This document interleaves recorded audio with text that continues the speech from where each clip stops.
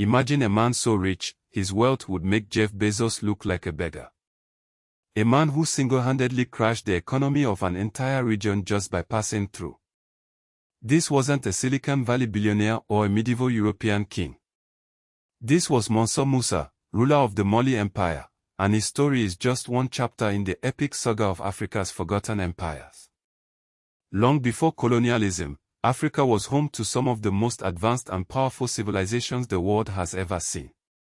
From the gold-rich Ghana Empire to the scholarly paradise of Timbuktu, these kingdoms shaped global trade, science, and culture in ways you've never been taught. Let's journey back to a time when African kings commanded armies of thousands, built cities of stone, and amassed wealth beyond imagination. Our story begins in the dusty ruins of Kombi-Sala, the capital of the Ghana Empire. Here, the Songhai people built a kingdom that controlled 90% of the world's gold supply.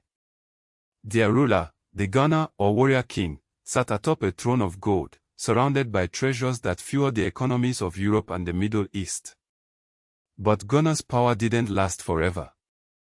In 1235, a new empire rose from the ashes.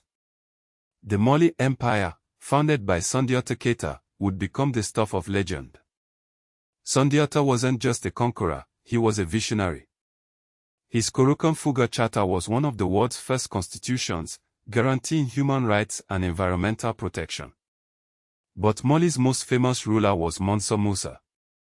When he embarked on his Hajj to Mecca in 1324, he brought so much gold that its value plummeted in Cairo for a decade. His wealth, estimated at $400 billion today, remains unmatched.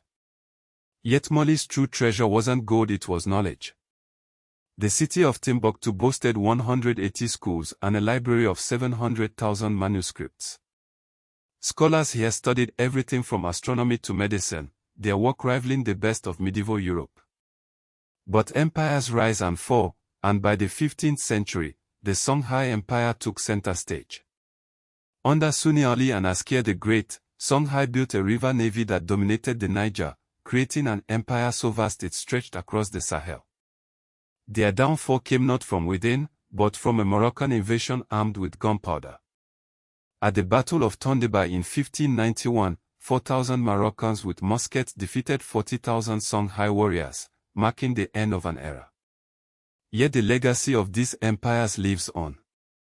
From the modern nations that bear their names to the cultural traditions still practiced today, Africa's golden age refuses to be forgotten.